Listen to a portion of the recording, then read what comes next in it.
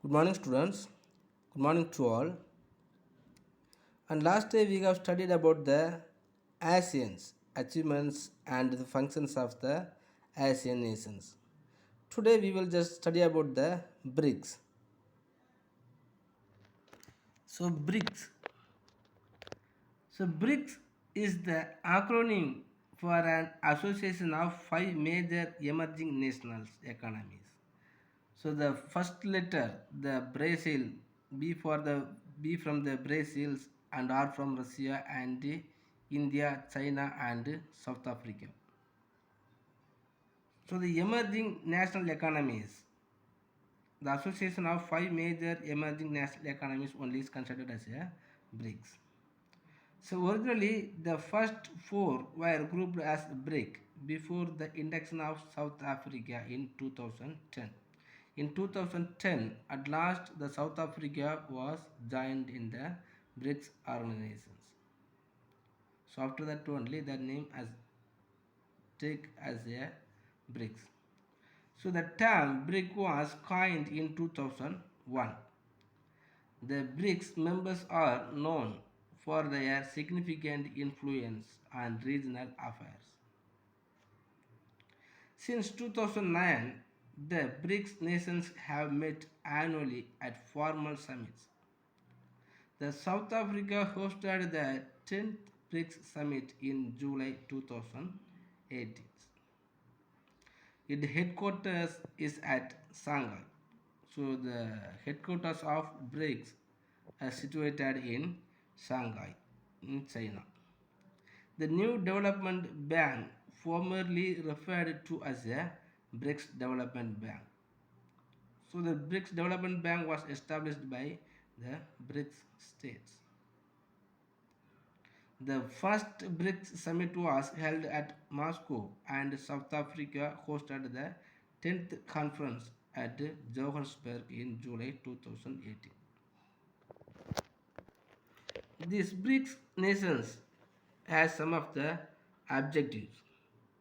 So what are the objectives are there mean?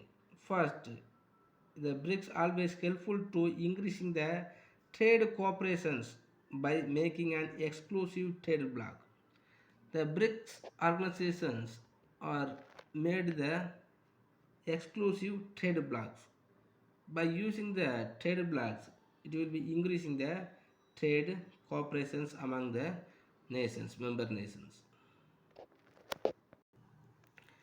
Next, to use currency other than US dollars.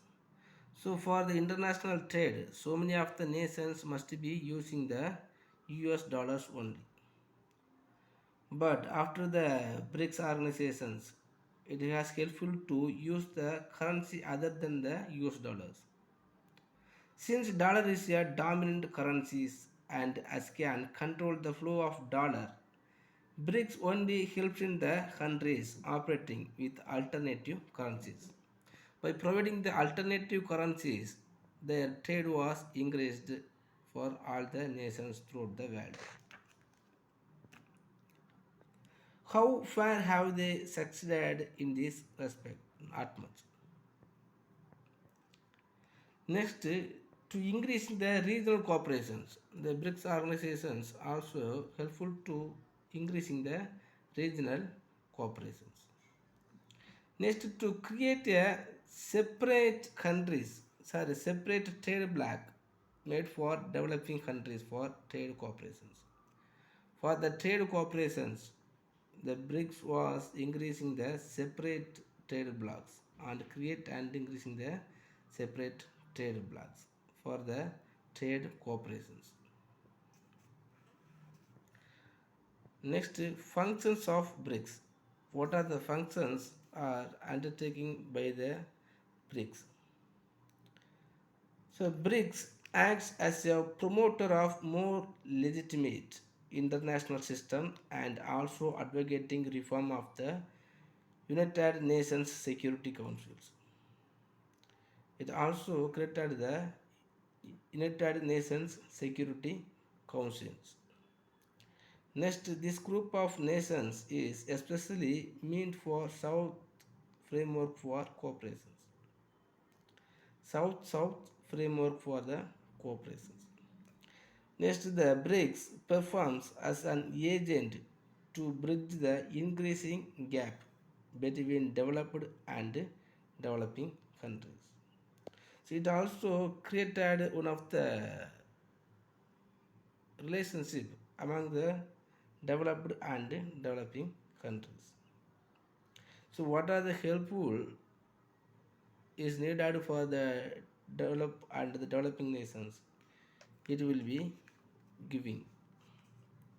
So for instance, in the World Trade Organizations, the BRICS countries are emphasizing to promote a fair order regarding agricultural policies. So some of the important and the special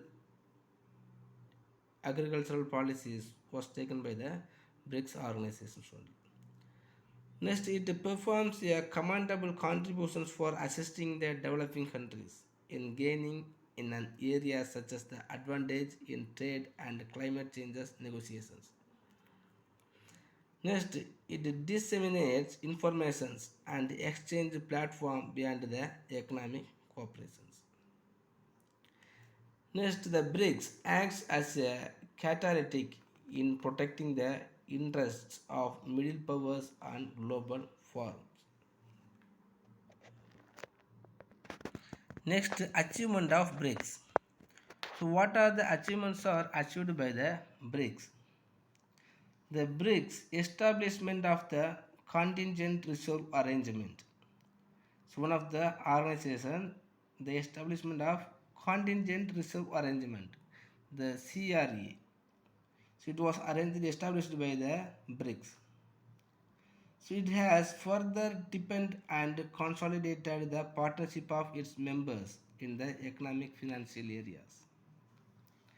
Next, in the 6th BRICS summit in Brazil, the member of countries signed an agreement to create a development bank, the new development bank. So the new development bank also was established in Shanghai, the Asian Development Bank and the World Bank. Next, the economic potential and demographic development are putting the BRICS countries increasingly in a leading position in setting the global agenda and it having a greater say in the global governance. Okay, student. Then the chapter 8 has completed. Then next we will go to the chapter 9 fiscal economies. The term fiscal economies is the new one. The old popular term of the subject is the public finance. Now only the fiscal economy is the public economies is considered as a fiscal economies. The term only is changed. So the older term for the fiscal economy is public finance. The subject public finance is related to the financing of the state activities and it discusses the financial operations of the government treasuries. So the term fiscal is derived from Greek word which means basket and symbolizes the public purses.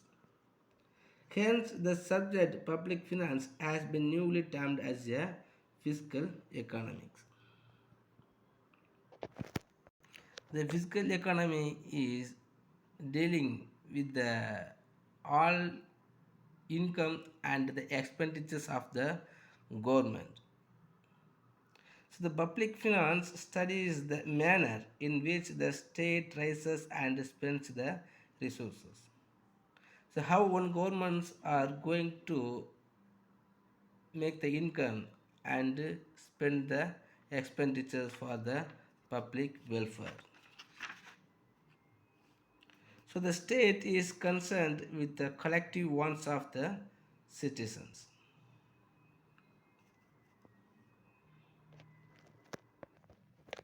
The modern state is a welfare state. The modern state is a welfare state. The activities of the state have increased extensively and intensively. To perform these activities, the state needs funds. This chapter deals with the public revenue, public expenditures, public debt, budget, and the local finance. So all the welfare government must providing the infrastructure facilities and some of the welfare things to the peoples. So public finance is a study of the financial aspect of government. It is concerned with the revenue and the expenditure of the public authorities and with adjustment of the one to the others. If the government has the possibilities to earning the more income from one department and in the same time it will be unable to earning the more income from the another one of the department.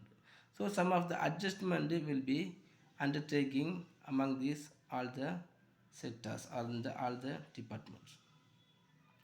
So public finance is one of those subjects that lie on the border line between economics and politics because the improvement of economics must be depending upon the politics. If the good politics or the good politicians are being in any of the nations, that nations will be improved at easy. So it is concerned with the income and the expenditure of public authorities and with the adjustment of one with another. Next, the subject matter of public finance. The subject matter are the scope of public finance. So in modern times, the subject public finance includes five major subdivisions that and all the public revenue, public expenditures, public debt, and the financial administrations and fiscal policies. The public revenue deals with the methods of raising public revenue, such as tax and non-tax, the principles of taxation, rate of taxation. So the part public revenue deals with the methods of raising public revenue. Whatever methods are there and what are the ways are there to earning the more income to the government. So it will be impact incidents and shifting taxes and their effects. So in this public revenue we will going to study the ways and the sources to earning the revenue for the government. Next, public expenditures. This part will study the fundamental principles that govern the government expenditures, aspect of public expenditures and control of public expenditures. So how to control the public expenditures and how to make the public expenditure as a effective for the government. So all the expenditure for the government will be studied by the public expenditures. Next, public debt. The public debt deals with the methods of raising loans from internal and external sources. So internally and externally the public will create the debt. So the burden and the effects and redemption of public debt fall under this head. So the government also have to be borrow the money from any of the internal and external organizations. So this part will be going to study about the debt of government. Next, financial administrations. So this part deals with the study of the different aspect of public budget. The budget is the annual master financial plan of the government. So the various objectives and steps in preparing a public budget, passing or sanctioning, allocation, evaluation and auditing fall within the financial administrations. So how the world, how the nations are going to prepare the budget and how the budgets are going to passing and sanctioning and how much of the resources have to be allocated for the separate industries and separate sectors. The last one is fiscal policies. The fiscal policies deals with the taxes, subsidies and public debt and public expenditures are the instrument of fiscal policies. So some of the policies is taken by the government to improving our financial boundaries. The five scope of and the subject matters are there. First, public revenue and the public expenditures and the public debt and the financial administration and the fiscal policy. Next, the public finance and the private finance. What are the relations and what are the variations are there between the public finance and the private finance? The public finance deals with the study of income, expenditures, borrowing, and financial administrations of the government, right? So, private finance is the study of income, expenditures, borrowing, and financial administrations of the individual or the private companies. But both public and private finance are fundamentally similar in nature, but different from each other on various operational aspects. So the similarities and dissimilarities between public and private finance have been explained. First, the similarities. What are the similarities are there between the public finance and the private finance means? On the four heading we can explain it. First one, the rationality. So both public finance and private finance are based on the rationality. So maximization of welfare and least cost factor combinations underlie both. So even the government and the private organizations also will be thinking as rational. So it is the both of the organizations also will be taking the more effort to minimizing the cost and providing the maximization of welfare. Next, limit to borrowing. So both financial organizations also have to apply the restraint with regard to the borrowing. The government also cannot live beyond its means. So there is a limit to deficit financing by the state also. So both the private and the public finance also have been in the need of borrowing the money. So but even though it has some of the limits. Next, resource utilizations. So both the private and public sectors have limited resources at their disposal.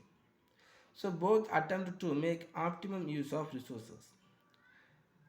So both organizations also have to use their resources as a optimum ways.